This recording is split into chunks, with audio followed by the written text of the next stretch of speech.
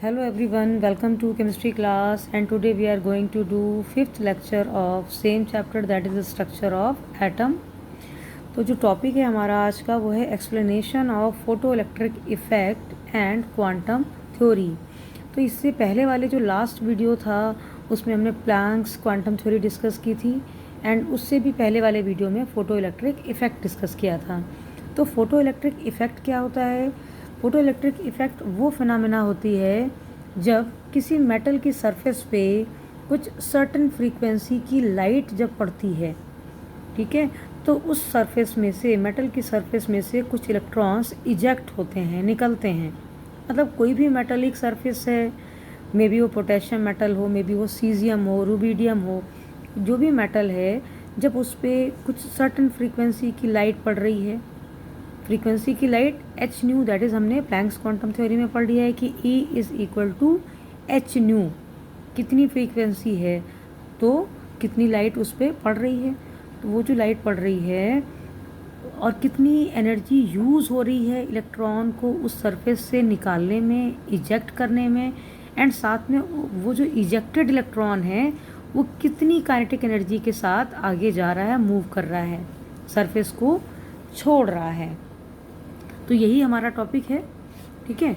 तो यहाँ पे देखिए आप, जो फोटो इलेक्ट्रिक इफेक्ट शो हो रहा है, ये मेटलिक सरफेस है, लाइट पड़ रही है और कुछ एनर्जी यूज़ हो रही है यहाँ से मेटल को इजेक्ट करने में, और कुछ आगे काइनेटिक एनर्जी इसमें यूज़ हो रही है। तो according to this theory, energy of striking photon, this one, is equal to binding energy plus kinetic energy of ejected electron. मतलब ये जो एनर्जी है, यानी कि ये जो इंसिडेंट लाइट दिख रही है, ये किसके बराबर है? इस पूरी एनर्जी के, पूरी एनर्जी जो ये जो हमारा WO है, जिसे हम वर्क फंक्शन भी कहते हैं, जिसे हम बाइंडिंग एनर्जी भी कहते हैं, ठीक है, या उसे हम थ्रेशोल्ड एनर्जी भी कहते हैं। वो कम से कम एनर्जी जो इलेक्ट्रॉन को डिटैच कर रहा है मेटेलिक सरफेस से, वो, and plus kinetic energy half mv²। तो ये एनर्जी इज इक्वल टू ये दोनों एनर्जी, ठीक है। तो according to Planck's quantum theory, energy of striking photon है E is equal to H nu, and binding energy है H nu naught, where nu not is threshold frequency. अब आपको new के बारे में पता है, दिस इज फ्रीक्वेंसी, ठीक है, but nu not is threshold frequency, मतलब वो कम से कम एनर्जी, वो कम से कम फ्रीक्वेंसी जो इलेक्ट्रॉन को सरफेस से इजेक्ट करने में के लिए रिक्वायर्ड है, वो, and this is half mv² kinetic energy, as you all know, ठीक है। बस फॉर्मूला हमने अप्लाई कर दिया है, H nu minus H nu not, इसको हम इधर लेकर गए, माइनस में आ गया, और इधर आ गया हाफ mv², या KE भी आप लिख सकते हैं, ठीक है, KE काइनेटिक एनर्जी। और H हमने कॉमन ले लिया। H क्या है? प्लैंक्स कांस्टेंट, और इसकी वैल्यू होती है फिक्स। ये भी आपने प्लैंक्स क्वांटम थ्योरी में देख लिया है, जो वैल्यू होती है वो है 6.626 इंटू 10⁻⁻34 जूल सेकेंड। और ये हमारी हो गई फ्रीक्वेंसी, और ये हो गई थ्रेशोल्ड फ्रीक्वेंसी। इस फॉर्मूले से हम निकाल लेंगे, ठीक है। कभी डेफिनेशन भी आ जाती है 1 मार्क में कि what is nu naught, what is threshold frequency. तो threshold frequency is the minimum frequency of light which is needed to eject the electron, ठीक है, दिस वन न्यू नॉट, ये दे रखा है न्यू नॉट। एंड W क्या है? Work function, that is H nu not. मतलब उसी थ्रेशोल्ड फ्रीक्वेंसी को प्लैंक्स कांस्टेंट से मल्टीप्लाई कर देंगे तो हमें मिल जाएगा थ्रेशोल्ड एनर्जी या work function, both are same, ठीक है। तो ये चीज़ें हमें पता होनी चाहिए। और इसी फॉर्मूले पे फोटो इलेक्ट्रिक इफेक्ट और क्वांटम थ्योरी पे बेस्ड न्यूमेरिकल्स भी आते हैं। ये जो फॉर्मूला है इसको अप्लाई करके हम अभी एक न्यूमेरिकल भी सॉल्व कर लेंगे, ठीक है।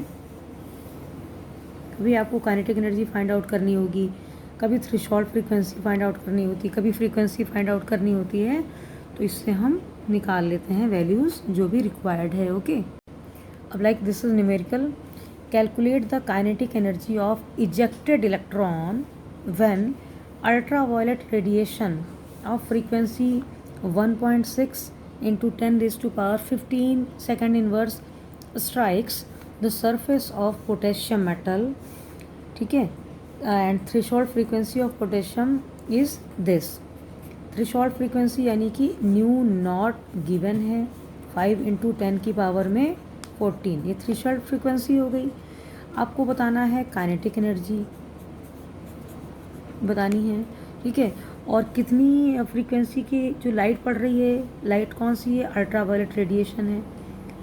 रेडिएशन कोई भी हो सकता है, कोई भी लाइट हो सकती है, तो ये जो लाइट पड़ रही है उसकी फ्रीक्वेंसी है 1.6 × 10⁻15 सेकेंड इनवर्स यूनिट है इसकी, ठीक है। काइनेटिक एनर्जी बतानी है। अब ये फ्रीक्वेंसी है इतनी की लाइट तो मेटेलिक सरफेस पे पड़ रही है, ये इस पे पड़ रही है, ये एच न्यू वाला है न्यू, ठीक है, और जब पड़ रही है तो इसमें से जो इलेक्ट्रॉन को निकलने में जो रिक्वायर्ड फ्रीक्वेंसी है दैट इज़ न्यू नॉट, ठीक है, एच न्यू नॉट, यानी ये न्यू नॉट ये यहाँ पे गिवन है। और ये जो एनर्जी हमें बतानी है काइनेटिक एनर्जी, ये पता है, हम ये आसानी से निकाल सकते हैं। और फॉर्मूला हमारा कौन सा रहेगा, वही रहेगा H nu minus nu not is equal to kinetic energy, जो अभी देखा है हमने। H is fixed 6.6 × 10⁻−34 into nu given है 1.6 × 10⁻15 माइनस न्यू नॉट भी गिवन है 5 × 10⁻14, ठीक है, is equal to kinetic energy.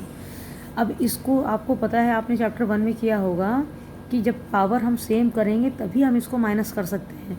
It means इसको भी हम 14 में बदल दें या फिर इसको भी हम 15 में बदल दें, दोनों यूनिट्स, ये दोनों जो पावर है वो हमें सेम रखनी है, तो हम सेम कर लेते हैं। 6.6 × 10⁻−34 इंटू 1 अब अगर ये पॉइंट हम इधर लेकर जाते हैं तो पावर 1 कम हो जाएगी, तो 1.6 की जगह हम इसको 16 कर लेते हैं। पॉइंट इधर जाएगा, पावर 1 कम हो जाएगी, इंटू 10⁻14 -5 × 10⁻14। अब हमारी पावर हो गई है कॉमन, ठीक है। ये हमारा सॉल्व करने का एक मेथड है सिंपल सा। तो 6.6 × 10⁻−34 इंटू 10⁻14 हमने बाहर कॉमन ले लिया और 16 में से 5 माइनस कर दिया, तो आ गया हमारा 11, ठीक है, 11 आ गया, is equal to kinetic energy. अब आप इसको पूरा कैलकुलेट करेंगे और आप ज़रा देखेंगे कि इसमें आंसर क्या आया है। कैलकुलेशन करिए आप लोग, एंड अब आपने कैलकुलेशन इसका कर लिया होगा और जो इसका आंसर आया है वो है 7.29 × 10⁻⁻19 जूल। ये आ गई है काइनेटिक एनर्जी। तो आपको जो इजेक्टेड इलेक्ट्रॉन है, यही तो बताना था आपको कि कैलकुलेट करनी थी इजेक्टेड इलेक्ट्रॉन की काइनेटिक एनर्जी, कि कितनी काइनेटिक एनर्जी इलेक्ट्रॉन को इजेक्ट करने में यूज़ हो रही है या रिक्वायर्ड है, तो वो हमने इस फॉर्मूले से फाइंड आउट कर लिया। ओके, तो ये भी एक छोटा सा टॉपिक आपने कर लिया है। इसी के जैसे कुछ और जहाँ पे ये फॉर्मूलेज यूज़ हुए हैं आप और प्रैक्टिस करिए न्यूमेरिकल्स की, ठीक है। So that's all for today and thank you for watching.